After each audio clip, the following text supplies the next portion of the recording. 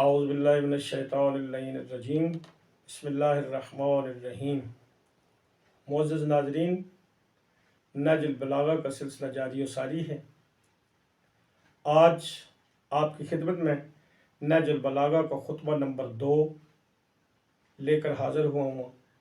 اس میں مولا کائنات امیر المومنین علیہ السلام نے جو فرمایا، یعنی جب مولا علی علیہ السلام جنگ صفین سے واپس پلٹے تو اس کے بعد مولا نے کیا فرمایا۔ مولا فرماتے ہیں بسم اللہ الرحمن الرحیم، اللہ کی حمد و ثنا کرتا ہوں، اس کی نعمتوں کی تکمیل چاہنے، اس کی عزت و جلال کے آگے سر جھکانے اور اس کی معصیت سے حفاظت حاصل کرنے کے لیے، اور اسے مدد مانگتا ہوں اس کی کفایت و دستگیری کا محتاج ہونے کی وجہ سے۔ جسے وہ ہدایت کرے وہ گمراہ نہیں ہوتا، جسے وہ دشمن رکھے اسے کوئی ٹھکانہ نہیں ملتا، جس کا وہ کفیل ہو وہ کسی کا محتاج نہیں رہتا۔ یہ حمد اور طلب امداد وہ ہے جس کا ہر وزن میں آنے والی چیز سے پلہ بھاری ہے اور ہر گنج گراں مایا سے بہتر و برتر ہے۔ میں گواہی دیتا ہوں کہ اللہ کے علاوہ کوئی معبود نہیں جو یکتا لا شریک ہے، ایسی گواہی جس کا خلوص پرکھا جا چکا ہے اور جس کا نچوڑ بغیر کسی شائبے کے دل کا عقیدہ بن چکا ہے۔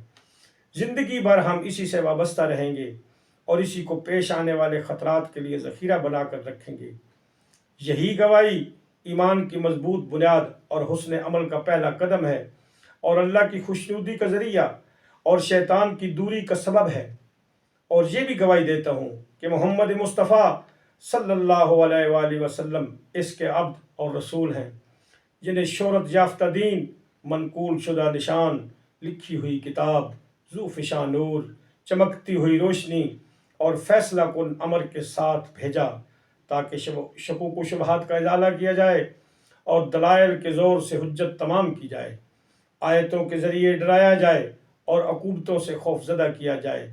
اس وقت حالت یہ تھی کہ لوگ ایسے فتنوں میں مبتلا تھے جہاں دین کے بندھن شکستہ، یقین کے ستون متزلزل، اصول مختلف اور حالات پراگندہ تھے، نکلنے کی راہیں تنگ و تاریک تھیں، ہدایت گمنام اور ضلالت ہماگیر تھی، کھلے خزانوں اللہ کی مخالفت ہوتی تھی اور شیطان کو مدد دی جا رہی تھی۔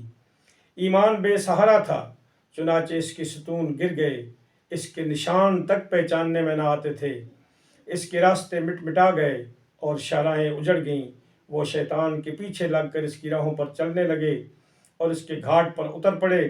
انہی کی وجہ سے اس کے پھریرے ہر طرف لہرانے لگے تھے۔ ایسے فتنوں میں جو انہیں اپنے سموں سے رونتے اور اپنے کھروں سے کچلتے تھے اور اپنے پنجوں کے بل مضبوطی سے کھڑے ہوئے تھے، تو وہ لوگ ان میں حیران و سرگرداں، جاہل و فریب خوردہ تھے، اور ایک ایسے گھر میں جو خود اچھا مگر اس کے بسنے والے برے تھے، جہاں نیند کے بجائے بیداری اور سرمے کی جگہ آنسو تھے۔